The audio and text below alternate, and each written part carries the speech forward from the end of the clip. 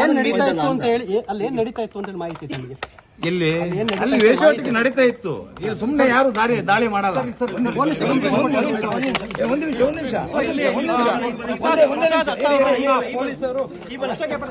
ವಶಕ್ಕೆ ತೆಗೆದುಕೊಂಡು ಹೋಗ್ತಾ ಇರೋದು ನೋಡಬಹುದಾಗಿದೆ.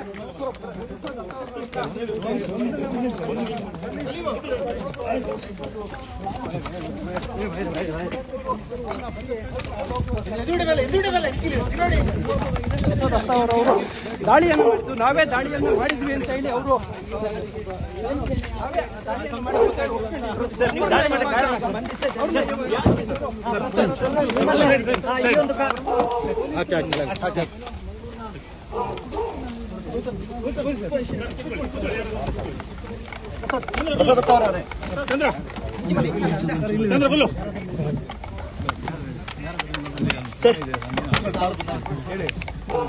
ಪ್ರಸಾದ್, ನಿಮ್ಮ ಬಂಧನ ಆಗಿದೆ, ಏನ್ ಹೇಳ್ತೀರಾ? ಏನು ಅದು ಭಯ ಪಡುವಂತ ಏನಿಲ್ಲ. ಸ್ವಲ್ಪ ಸರ್ ಈ ವಿಡಿಯೋ ಆಯ್ತು ಮೈಕ್ ತಗೊಂಡು ಮೈಕ್ ಒಂದು ಏನಾದ್ರು ಎಲ್ಲ ಸ್ಪಂಜ್ ಊರ್ದು